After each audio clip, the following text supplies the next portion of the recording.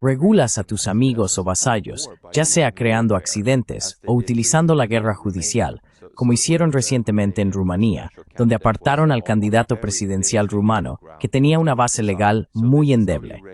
Así es como regulas a tus aliados o vasallos de la OTAN. Y luego, cuando se trata de tus enemigos puros, sigues manteniendo una política de confrontación con ellos y continúas generando miedo dentro de tus naciones aliadas, entre el público.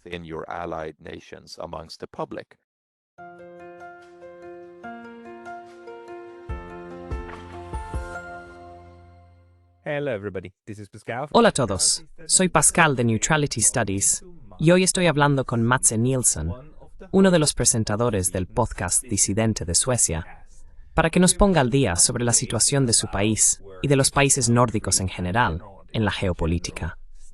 Mats, bienvenido al programa. Muchas gracias. Es un placer y un honor haber sido invitado a su programa. Me alegra tenerte aquí, porque eres una de las voces alternativas en Suecia que también intenta abordar cuestiones difíciles. Pero antes de entrar en la parte más complicada, quizá deberíamos empezar, en general, por dónde está Suecia hoy, después de haber pasado ya 2 años desde que Europa renunció a la neutralidad, 200 años de política exterior, y se lanzó a los brazos amorosos de la OTAN. Ahora debéis sentiros completamente seguros, ¿verdad? Suecia debe sentirse muy segura ahora, y debéis estar protegidos de cualquier sentimiento negativo de estar bajo amenaza, porque ahora estáis a salvo, ¿no?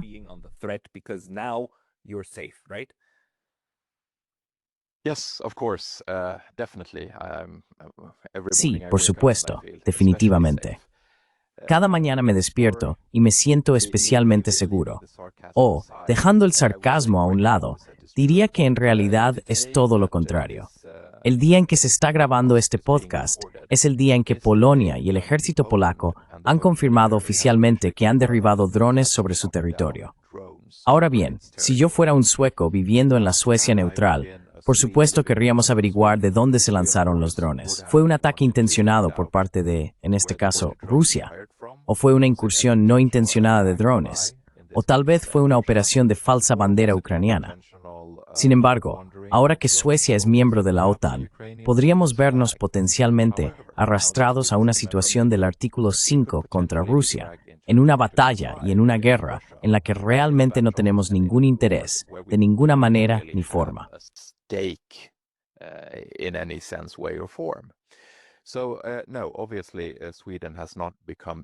Así que no, obviamente Suecia no se ha vuelto más segura por entrar en la OTAN. Y fue un proceso muy rápido. Fue un proceso en el que los políticos aprovecharon el hecho de que, creo que un cierto número de personas, yo incluido en realidad, estábamos bastante conmocionados por el hecho de que Rusia invadiera los oblasts de Ucrania. Por supuesto, bajo la suposición correcta de que Ucrania se estaba preparando para empezar a atacar a sus propios ciudadanos de una manera que iba mucho más allá de lo necesario. Pero aún así, Suecia y la población sueca estaban bastante conmocionadas por esto. Y entonces empezaron las maniobras políticas. No fue un gran paso. Dentro de los círculos de las élites políticas suecas, y especialmente dentro del ejército y las agencias de seguridad suecas, llevábamos colaborando la OTAN desde finales de años 50.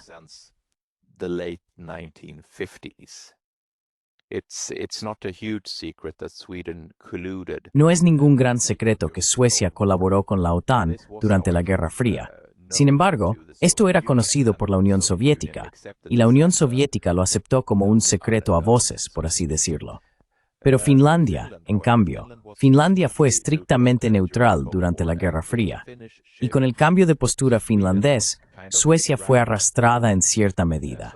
Así que el Partido Socialdemócrata, que estaba en el poder en ese momento, era bastante escéptico. Sin embargo, básicamente se quedaron solos cuando la política finlandesa, o entonces ministra Sanna Marin, la primera ministra de Finlandia, dijo que Finlandia se uniría a la OTAN, sin importar las consecuencias.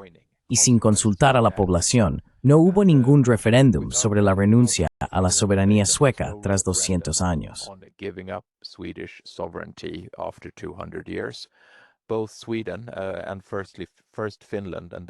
Tanto Suecia como primero Finlandia y luego Suecia solicitaron la adhesión, lo cual, por supuesto, no fue ninguna sorpresa. Pero los políticos fueron bastante astutos en la forma en que aprovecharon el impacto dentro de la población, porque Rusia siempre ha sido algo con lo que asustar a los suecos. Hay que recordar que, aparte de Dinamarca, Rusia es el país con el que Suecia ha tenido más guerras. Y desde que nos hemos hecho amigos de Dinamarca, aunque ojo, no me fío de los daneses, pero bueno, al menos hoy en día son medio amistosos, no los consideraría una amenaza para mañana. Sin embargo, Rusia, siempre se puede utilizar a Rusia para asustar a la población sueca, porque dentro del marco mental aún se puede percibir a Rusia y la Unión Soviética, ya que en la psique sueca están entrelazadas, como una y la misma cosa, y como una amenaza.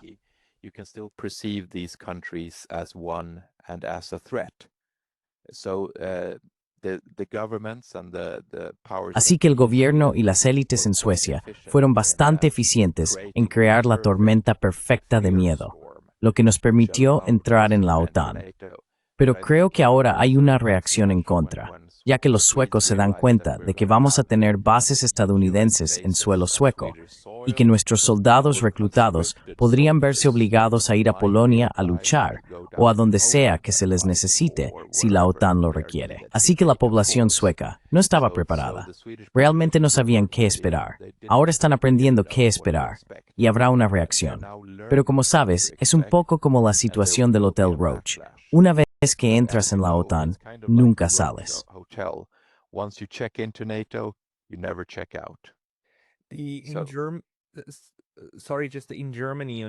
Lo siento, pero en Alemania, ya sabes, lo que estamos viendo en este momento es una auténtica fiebre de remilitarización frenética. Al menos políticamente. Se habla mucho de remilitarización, y de que necesitamos volver a reclutar gente para la Bundeswehr, y cosas así. ¿Está ocurriendo esto también en Suecia?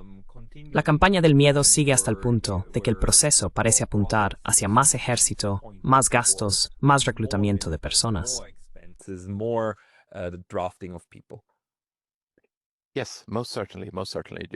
Sí, por supuesto, por supuesto. Suecia, creo que Alemania siguió el ejemplo de Suecia en esto. De hecho, abolimos el servicio militar obligatorio hace unos 15 o 20 años, pero se reintrodujo después de solo, creo, 8 a 10 años. Y se reintrodujo hace ya 3 años. Así que justo después, justo en la época en que entramos en la OTAN. Así que esto, por supuesto, se hace para facilitar nuestra capacidad de reconstruir la estructura militar sueca. Hay que recordar que en lo que respecta a los beneficios de la industria militar, Suecia no tiene rival. Tenemos las industrias Wallenberg, que durante la Guerra Fría permitieron a Suecia, en su apogeo, poner 800.000 hombres en armas, con una flota considerable y poder aéreo añadido a eso. Producíamos nuestros propios aviones, producíamos nuestros propios submarinos. Y ya sabes, siendo un país pequeño como era Suecia, fue todo un logro, lo cual, por supuesto, se vio favorecido por el hecho de que salimos ilesos de la Segunda Guerra Mundial.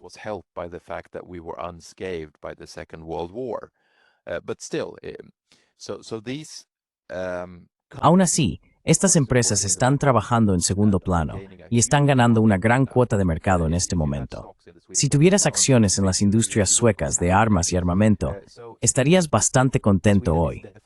Suecia se está rearmando claramente y está creando un enemigo en Rusia para permitir este rearme.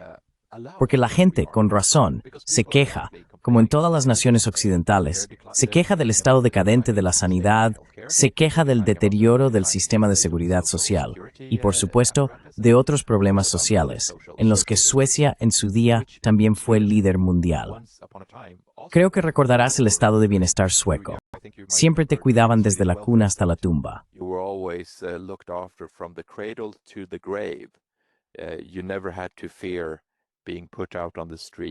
Nunca tuviste que temer quedarte en la calle. La idea era que te cuidaban.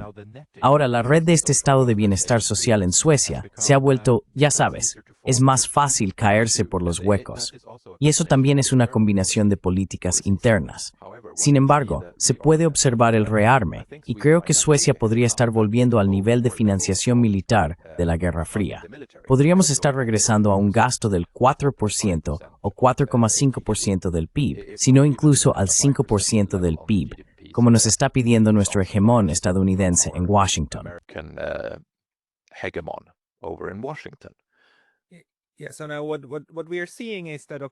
Sí, así que ahora lo que estamos viendo es que, vale, tenemos más miembros de la OTAN que colectivamente se sienten menos seguros, y todos ellos se prepararán para mayores gastos militares y potencialmente aventuras en el futuro. Y todo esto, por supuesto, ocurre bajo el pretexto de crear seguridad. ¿Ves en este momento también un movimiento contrario en Suecia? Porque vale, yo soy de Suiza, y Suiza sigue un camino diferente. Sigue siendo, al menos sobre el papel, neutral. No se unieron a la OTAN, al menos. Pero también allí vimos cómo el impacto fue bastante profundo. Pero ahora se está suavizando, en el sentido de que algunas personas están volviendo a poner las cosas en perspectiva, especialmente ahora, al ver también cómo Occidente apoya el genocidio en Gaza, y cómo nuestros líderes, que son tan vocales, extremadamente vocales, sobre los crímenes de Rusia, están básicamente, no totalmente, pero en su mayoría, en silencio para no quemarse con el tema de Gaza. ¿Cómo es en Suecia?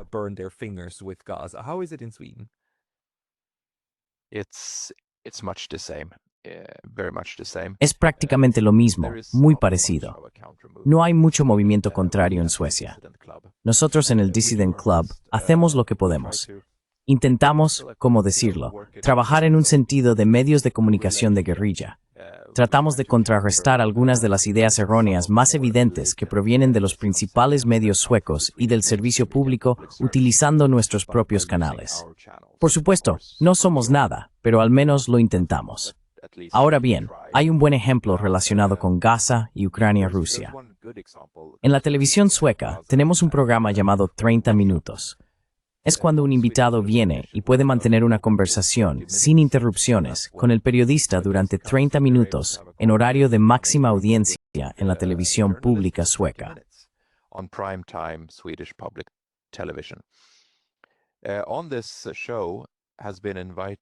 En este programa, por supuesto, se ha invitado tanto al embajador ucraniano como al embajador israelí. Ahora bien, ha habido debate sobre el embajador israelí, pero fue benigno. Se le criticó, pero lo superó. Hace 2 o 3 días, 30 minutos anunció que la semana que viene el embajador ruso, el embajador Belyaev, va a aparecer en 30 minutos. Y la reacción ha sido enorme. Quiero decir, hay un debate cultural, hay debate en las redes sociales, hay discusión en los periódicos.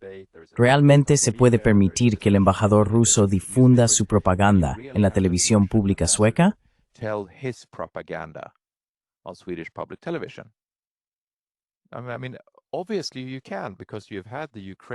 Quiero decir, obviamente puedes, porque has tenido a los embajadores de Ucrania y de Israel contando su propaganda.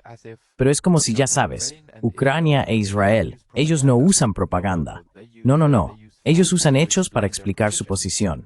Pero en cuanto se trata del embajador ruso, es propaganda, es malvado, no se le puede permitir exponer su posición. Y ahora la única razón por la que la gente actúa así es ese miedo arraigado a todo lo ruso, que se ha cultivado en Suecia, que mencioné antes.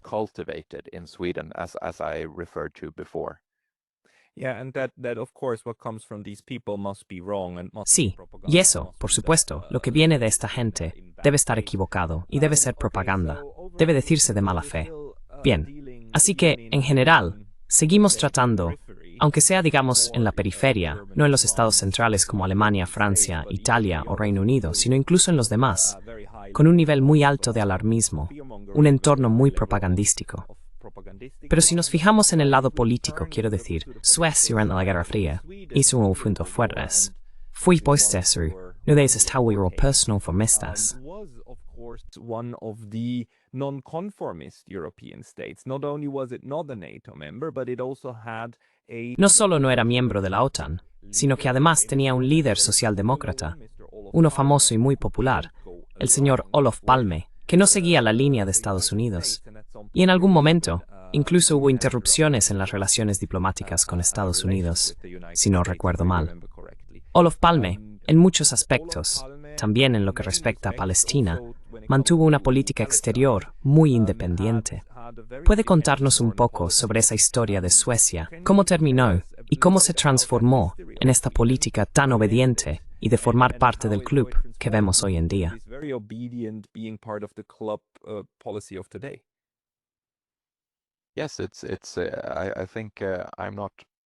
Sí, creo que no soy lo suficientemente mayor como para recordar los primeros años de Olof Palme, pero probablemente haya sido todo un viaje al menos para la generación de mis padres, la generación que nació en los años 40.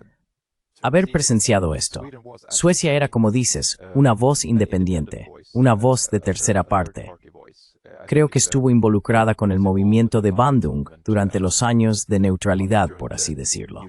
Luego, por supuesto, como mencioné, estábamos conectados a la esfera de la OTAN. Tuvimos una cooperación que fue no oficial durante toda la Guerra Fría. Pero Olof Palme, él comenzó siendo un gran admirador y amigo de Estados Unidos. Esto debe recordarse. Estudió en América, obtuvo un título en Derecho. Era un hombre muy inteligente y rápidamente obtuvo un título en Derecho en América. Sin embargo, Olof Palme fue uno de esos pocos políticos que era capaz de mantener dos ideas contradictorias en la cabeza al mismo tiempo.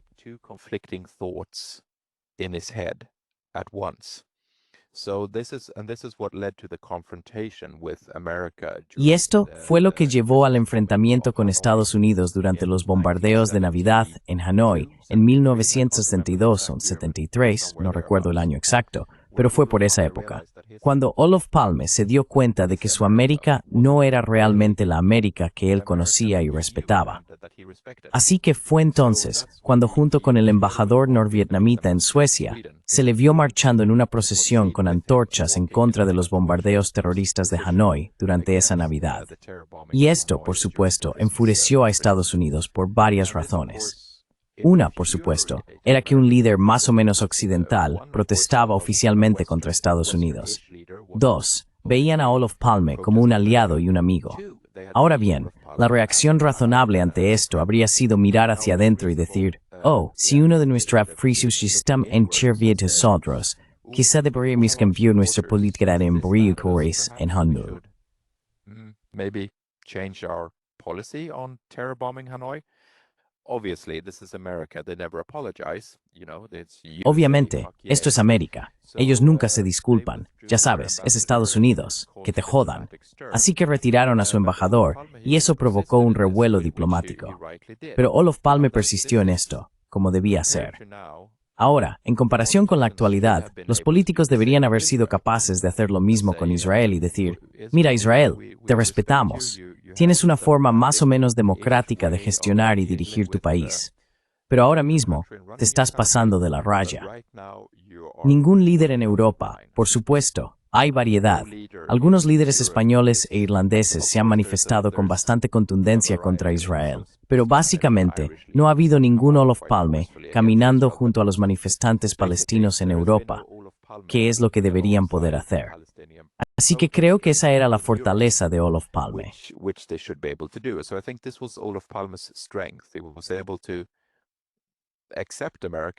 Él fue capaz de aceptar a Estados Unidos y ser un partidario de Estados Unidos. Algo que creo que muchas personas occidentales son porque han amado el poder blando estadounidense. Pero también fue capaz con el tiempo de criticar a Estados Unidos por lo que estaban haciendo. Y continuó haciéndolo. En los años 80, porque perdió el poder, fue destituido mediante elecciones durante un periodo de 6 años, entre el 76 y el 81 creo, y luego regresó al poder. Cuando regresó al poder, una vez más empezó a entablar conversaciones de desescalada con la Unión Soviética. Era una época en la que las tensiones estaban aumentando. Esto fue a principios de los años 80, alrededor del 80, entre el 80 y el 83, 84, cuando todos esos líderes soviéticos más o menos moribundos llegaban al poder, Andropov y esos hombres muy mayores y débiles. Y luego se produjo aquel susto nuclear de...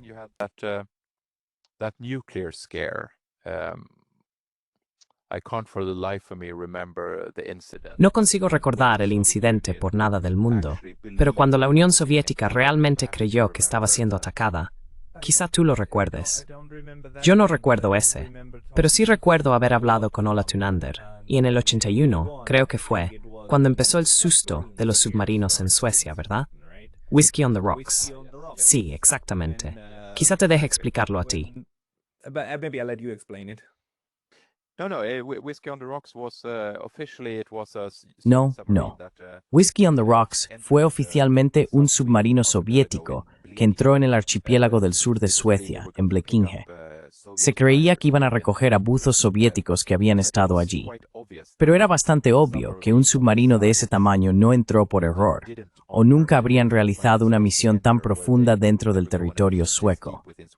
Así que, al principio, se calificó como un error de navegación, pero el profesor Thunander ha señalado, de una manera muy acertada, junto con algunos hechos in Devaforce, el hecho de que probablemente uno de los oficiales soviéticos estuvo implicado en enviar este submarino. running this Soviet submarine aground. In order to Important thing, it ran aground. Se atascó y fue visto y fotografiado. Fue entonces cuando Suecia, de nuevo, quedó conmocionada en los años 80, como, Dios mío, los submarinos. A partir de ahí, las historias sobre submarinos siguieron apareciendo porque hubo avistamientos una y otra vez. Los soviéticos decían, no somos nosotros, y los suecos respondían, por supuesto que sois vosotros, hasta el punto en que los soviéticos dijeron, bien, derríbalos, acabad con ellos, por favor. Y Suecia nunca lo hizo. Take them out, please. And Sweden never did. No, Sweden never did, and it's been No, Suecia nunca lo hizo. Y ha sido, también por el profesor Thunander, bastante investigado a fondo. Yo diría que está más allá de toda duda razonable que estos submarinos eran de hecho alemanes o británicos. La OTAN tenía un acuerdo con Suecia que les permitía entrar en maniobras de práctica dentro del archipiélago sueco. Y Ola Thunander es mejor en esto. Pero hay historias en las que el entonces almirante, el almirante Bror Stefansson, dejó de usar bombas sumergibles porque era una de las pocas personas que sabía que no se trataba de un submarino soviético. Así que durante un incidente en Horsfjärden, donde los suecos atacaron, en realidad recibieron la orden de no hacerlo, y ese submarino pudo escapar. Probablemente era un submarino alemán o británico dañado. Creo que quizá dentro de 70 años sabremos qué tipo de submarino era, pero no era uno soviético. Así que los suecos estaban asustados.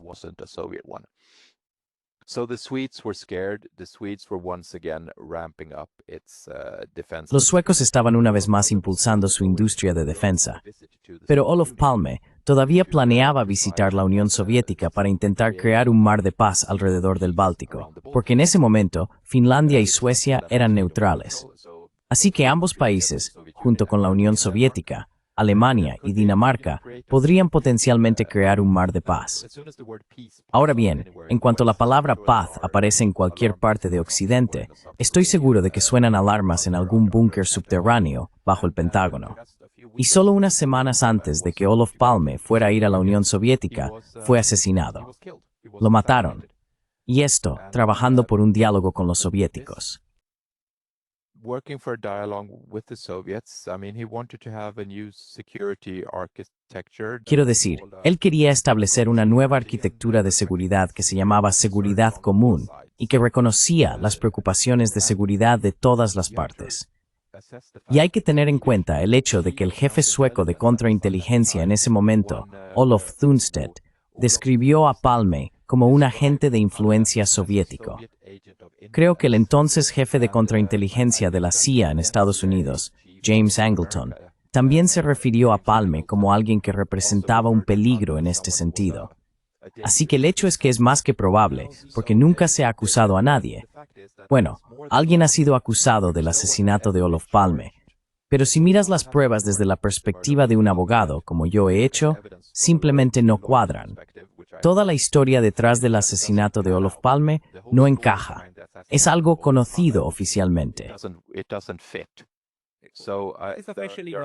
¿Puede contarnos qué ocurrió y qué se sabe oficialmente? ¿O qué se cree oficialmente? Bueno, primero, se creyó que fue esta persona medio alcohólica llamada Christer Pettersson, que por casualidad vio a Olof Palme entrar en el cine. Estaba enfadado con él por alguna razón, y entonces cogió una pistola y le disparó. Así que fue juzgado, pero fue absuelto, y se determinó que no era el asesino. Y luego, por supuesto, no pasó nada. Disculpa, solo para que quede claro, porque no estamos familiarizados con esto. Olof, o al menos yo no. Olof Palme fue asesinado a tiros frente a un cine. Oh, perdón, sí.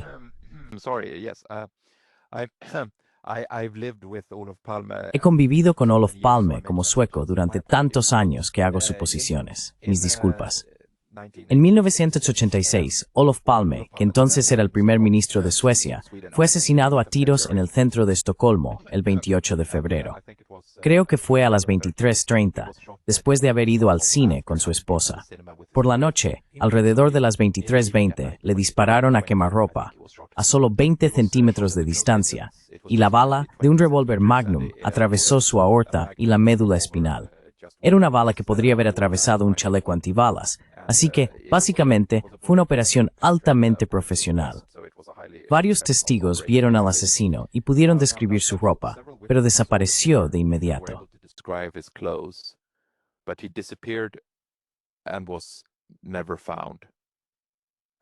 Y nunca se le encontró. Entonces comenzó la investigación policial y siguieron diferentes pistas. Pensaron que los kurdos estaban involucrados, que los sudafricanos estaban involucrados. Pero luego, la policía se centró en un sospechoso que era un alcohólico violento. Toda la investigación policial, y esto es oficial, la Comisión Oficial de Investigación ha dicho desde el principio que la investigación policial fue poco profesional. Pero al menos encontraron a este alcohólico violento, lo llevaron a juicio y fue absuelto. Luego, hace 2 o 3 años, esencialmente se juzgó a un hombre muerto. Era un individuo conocido como el hombre de Scandia.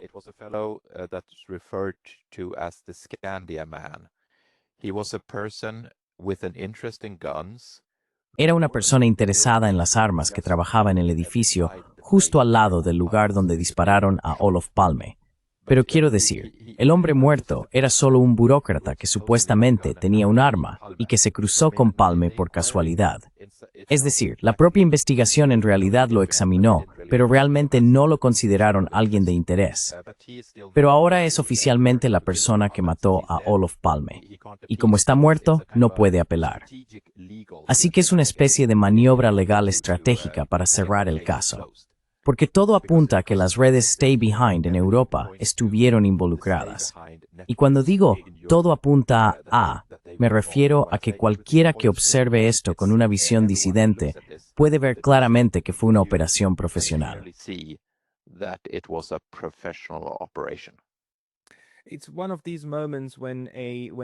Es uno de esos momentos en los que un político que ya tiene muchos enemigos muy poderosos, acaba siendo asesinado por un loco solitario.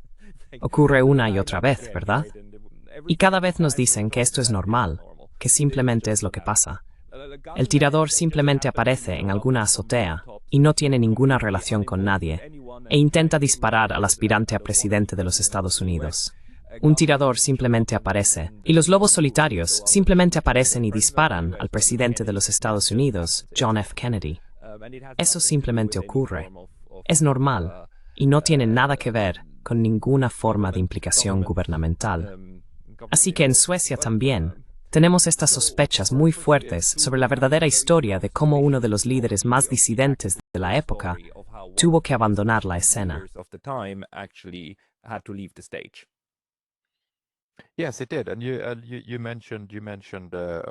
Sí, así fue. Y mencionaste, por supuesto, a Kennedy. Y también se puede mencionar a Dag Hammarskjöld, que probablemente también fue eliminado porque resultaba incómodo. Y creo que no deberías olvidar el intento de asesinato contra el presidente francés de Gaulle. Es decir, él también impulsó una política europea de desescalada y colaboración con la Unión Soviética en su momento. Y también estaba, ya sabes, había un tipo llamado Enrico Mattei. ¿Enrico Mattei? Sí, italiano. Sí, italiano.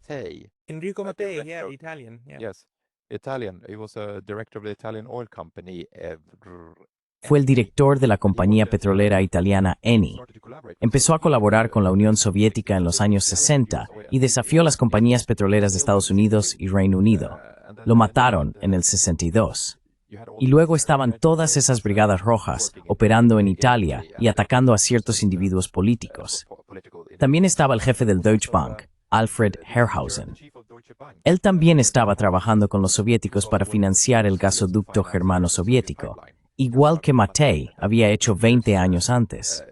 Y si recuerdas, él también fue asesinado.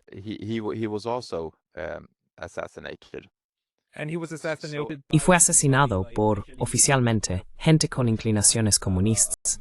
Fue la fracción del Ejército Rojo.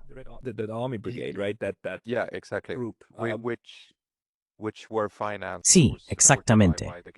Que fueron financiadas o apoyadas por Gladio, las redes Stay Behind, según algunas opiniones disidentes. O sea, no es algo tan claro y sencillo. Y quiero decir, incluso el propio Willy Brandt, que fundó la Ostpolitik, fue derrocado porque tenía un espía trabajando dentro de su cancillería.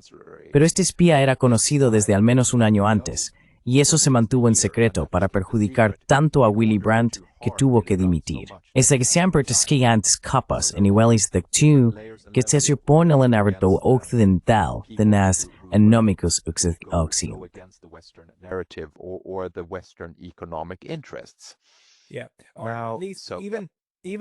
Incluso si no lo son, aunque eso sea solo una conspiración, aunque no sean eliminados oficialmente por fuerzas occidentales o alineadas con Estados Unidos, al menos vemos un patrón de infortunios muy graves para quienes intentan trabajar por una esfera de seguridad común con los rusos en Europa.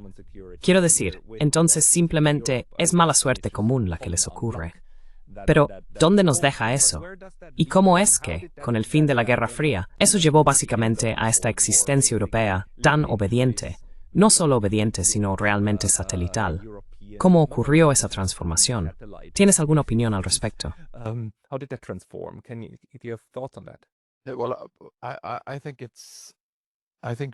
Bueno, creo que realmente nada cambia. Quiero decir, el enfoque en ciertas políticas sigue siendo el mismo en Occidente, sin importar quién esté en el poder, por así decirlo.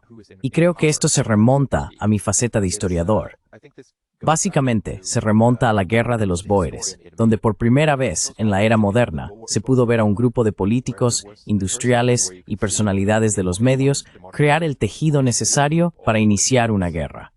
La Segunda Guerra de los Bóeres se inició básicamente debido a la propaganda alarmista en The Times y lo que fue en esencia una operación de falsa bandera en Sudáfrica para permitir que las tropas británicas regresaran a Sudáfrica y tomaran el control de la riqueza y los recursos que los Bóeres tenían entonces como activo.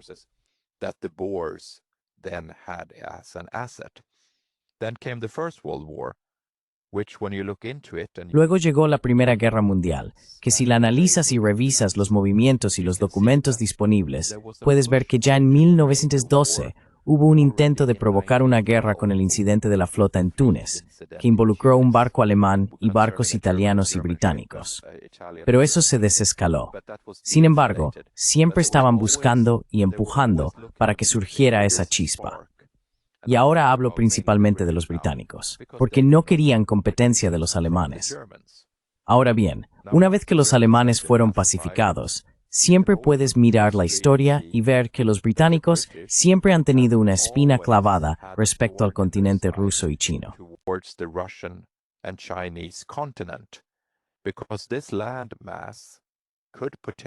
Porque esta masa terrestre podría potencialmente amenazar su poder naval, su poder global, que depende del mar.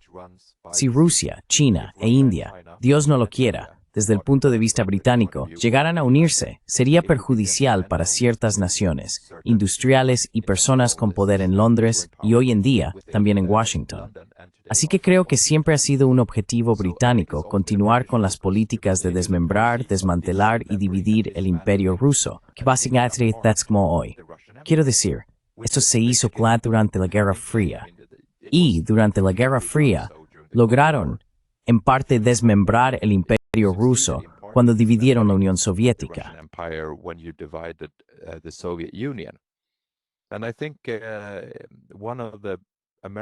Y creo que uno de los políticos estadounidenses, uno de los más belicistas, no recuerdo si fue el ex vicepresidente Cheney o Pompeo, uno de ellos dijo que el error fue no haber desmembrado aún más a Rusia cuando colapsó la Unión Soviética. Así que pienso que este hilo de crear accidentes para políticos disidentes occidentales y de mantener una retórica belicista en relación con Rusia, pero también con cualquier otro país fuera de la esfera de influencia occidental que se atreva a oponerse, es algo que persiste independientemente del político que esté al mando. Así que, regulas a tus amigos o supuestos amigos. También podrías usar la palabra vasallos, ya sea creando accidentes o utilizando la guerra jurídica, como hicieron recientemente en Rumanía.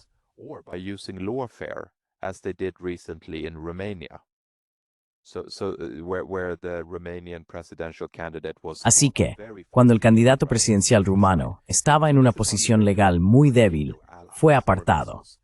Así es como se regula a los aliados o vasallos de la OTAN. Y luego, cuando se trata de los enemigos puros, se sigue manteniendo una política de confrontación con ellos, y se continúa generando miedo dentro de las naciones aliadas, entre el público. Desde mi punto de vista histórico, leyendo libros de distintas épocas, desde finales del siglo XIX en adelante, es bastante obvio que, independientemente de si los políticos al mando son socialdemócratas o democristianos, siempre ha habido el mismo hilo conductor procedente del hogar del imperio occidental. Esa ha sido una política de confrontación y definitivamente no de neutralidad o diplomacia. Me entristece mucho decirlo.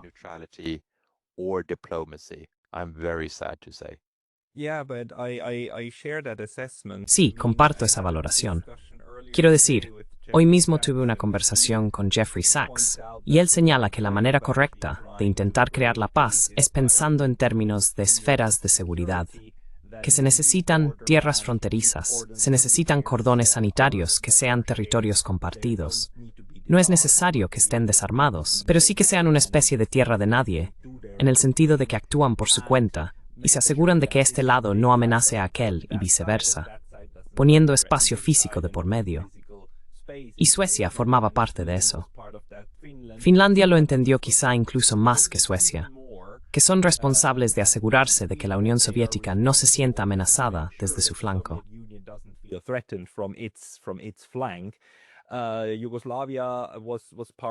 Yugoslavia formaba parte de eso, Austria, Suiza, en menor medida, pero aún así. Y eso lo hemos tenido, por supuesto, en el siglo XIX. Y vemos como hoy en día parece que es algo natural que países tan alejados de Estados Unidos como Ucrania sean considerados esferas de influencia de Estados Unidos, ¿verdad? Lugares donde legítimamente pueden, deben y tienen que cambiar la política, incluidos líderes electos como Viktor Yanukovych, asegurándose de que ocurran cosas que los obliguen a marcharse. Y ya sabemos que durante el propio Maidán, las personas que dispararon a ambos bandos lo hicieron desde el lado de los manifestantes, pero dispararon a ambos para crear la influencia política necesaria para que este presidente no pudiera permanecer en el cargo.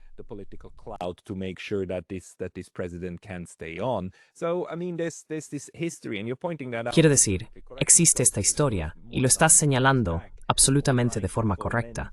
Se remonta a más de 100 años atrás, el intento de fomentar este tipo de violencia masiva para luchar contra otros. Y Brian Berletic lo llamaría la continuidad de una agenda a lo largo del tiempo. No importa.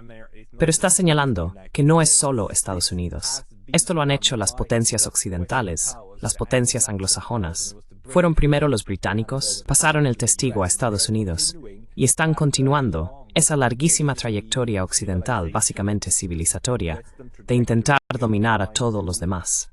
¿Es así?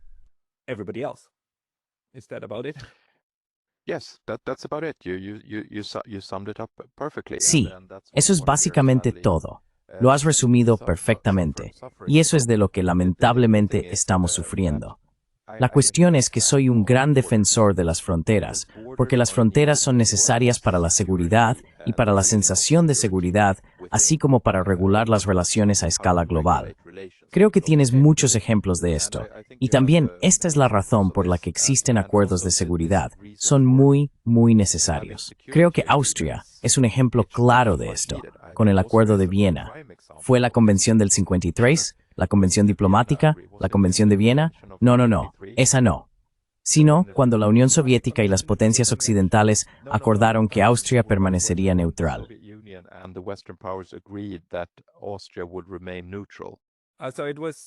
Así fue, ya que estaba principalmente ocupada por los soviéticos. En el 55 fue un acuerdo con los soviéticos, el Memorando de Moscú. The Moscow Memorandum. Yes, that's the one. And that's also one of these agreements, Moscú, sí, esa es. Y ese es también uno de esos acuerdos que siempre he dicho que deberían haber servido desde el principio como modelo para Ucrania. Podrías haber utilizado el mismo principio en Ucrania y habrías salvado todas esas vidas. Porque siempre parto de lo principal. Mi punto de vista principal es, ¿cómo logramos una situación en la que el menor número posible de civiles tenga que sufrir las consecuencias de la guerra? Ese es mi punto de partida. Y ahí creo que las fronteras juegan un papel inmensamente importante. No me gusta especialmente una situación como la de Chipre, donde esta hermosa isla está separada por una línea verde y una frontera. Sin embargo, para lograr la paz finalmente, esa frontera es necesaria, porque ahora tanto los chipriotas turcos como los chipriotas griegos se sienten seguros.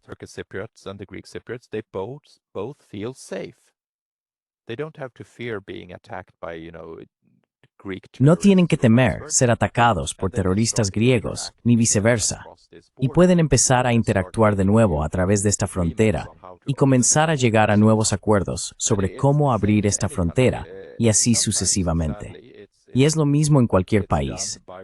A veces, lamentablemente, esto ocurre a través de una guerra muy sangrienta, como en el caso de Pakistán e India, que también fue básicamente purgada de las diferentes afiliaciones religiosas. Y luego se coloca una frontera entre los países, que también, a todos los efectos, ha mantenido una especie de paz entre estos países. Quiero decir, si las poblaciones hubieran permanecido entrelazadas en una sola nación, nunca habría habido seguridad, y se habría producido una especie de guerra civil perpetua hasta que se crearan estas fronteras. Es decir, las fronteras no son, por definición, algo malo, son buenas.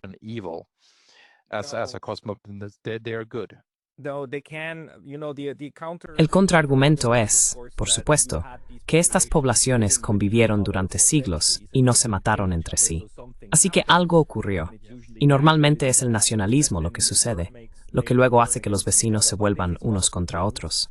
Pero esto es algo que ocurre, especialmente en el continente euroasiático, una y otra vez. Ocurre en Oriente, ocurre en Occidente, ocurre en los Balcanes, ¿verdad? Pero puede suceder en cualquier parte, porque estamos muy mezclados. Son las lenguas las que están mezcladas, las etnias, las costumbres y las diferentes religiones que se entremezclan. Hay tantas líneas de fractura que pueden romperse y convertir a los vecinos en enemigos. Perdón, solo quería añadir eso para que no parezca que decimos que todas las etnias tienen que vivir en pequeños y ordenados estados etnonacionales.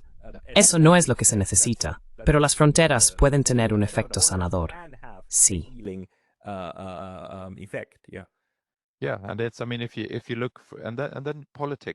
Sí, y luego la política se utiliza para provocar conflictos en función de la etnia o los sentimientos de pertenencia. Por ejemplo, la parte sur de Suecia, de donde soy, desde tiempos inmemoriales, básicamente, fue durante mucho tiempo parte de Dinamarca. Y no fue hasta 1658 cuando Suecia finalmente obtuvo el control total de estas zonas.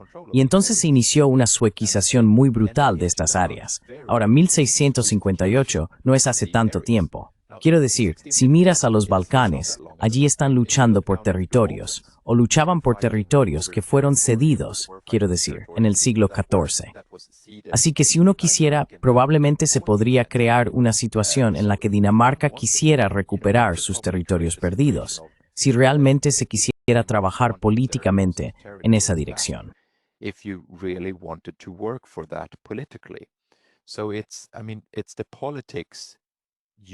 Así que es la política la que utiliza estas ideas de identidad cultural y las combina con fronteras creadas para obtener ciertas ventajas, algo que resulta descaradamente obvio en Ucrania.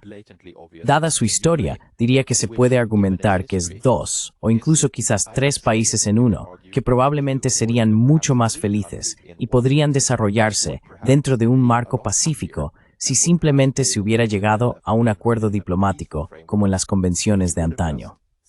¿Recuerdas aquellas viejas convenciones que se acordaron tras las guerras napoleónicas o después de la Guerra de los 30 años? Todos se sentaban, redibujaban las fronteras y decían, vale, puede que esto no nos guste, pero por el momento será una buena manera de consolidar nuestra nación y a nuestro pueblo. Si esto se hubiera hecho en 2014, se habría evitado mucho sufrimiento. Creo que fue Churchill quien dijo que hablar siempre es mejor que la guerra, en el sentido de que la diplomacia y el diálogo siempre son preferibles a tomar las armas e intentar cambiar esas fronteras por la fuerza.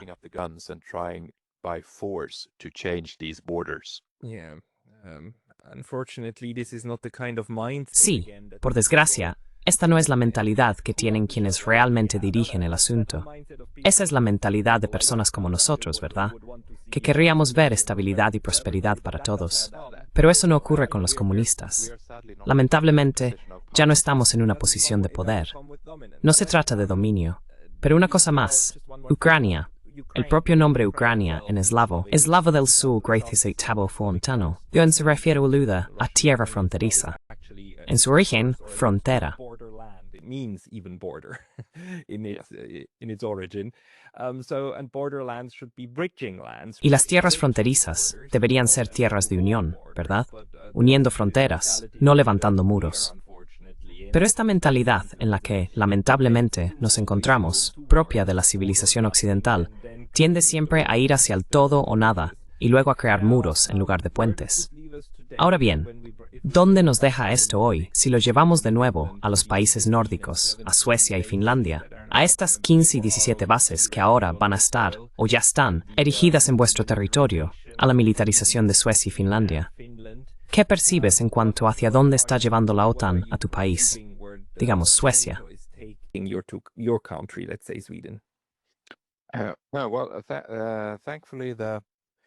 Bueno, afortunadamente, el acuerdo DCA aún no se ha implementado en Suecia. Es decir, no tenemos bases estadounidenses según el acuerdo DCA. Creo que Finlandia tiene una que se está abriendo ahora. Sin embargo, se ha dicho que en la ciudad central o centro-sur de Enköping se establecerá una base estratégica de suministros, porque Suecia ha sido designada como base avanzada de suministros para materiales militares que se envíen a Finlandia y a los estados bálticos en caso de un conflicto abierto con Rusia. Obviamente, esto nos convierte en objetivos muy atractivos para diferentes tipos de misiles rusos. Así que esa es la situación actual. Todavía no hay tropas estadounidenses, dado que Trump está retirando fuerzas.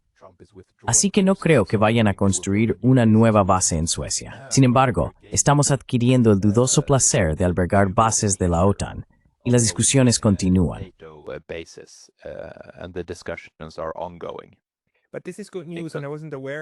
Pero estos son buenas noticias, y no lo sabía, que Estados Unidos en realidad no está implementando el acuerdo, porque el acuerdo también ha sido ratificado en Suecia, ¿verdad?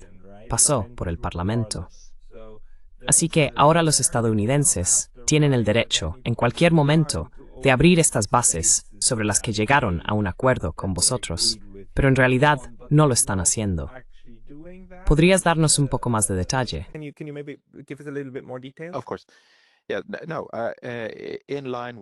Por supuesto, en consonancia con la declaración de Trump de que Estados Unidos se está desvinculando ligeramente del teatro de conflicto europeo, no ha habido demandas ni discusiones respecto a ninguna de las 17 bases estipuladas en el acuerdo sueco.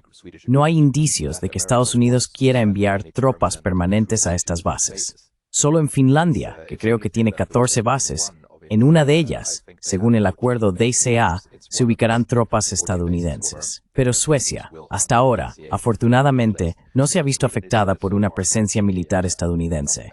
No hay tropas conduciendo ebrias por las carreteras suecas, al menos no en un futuro previsible, lo cual, por supuesto, me alegra mucho.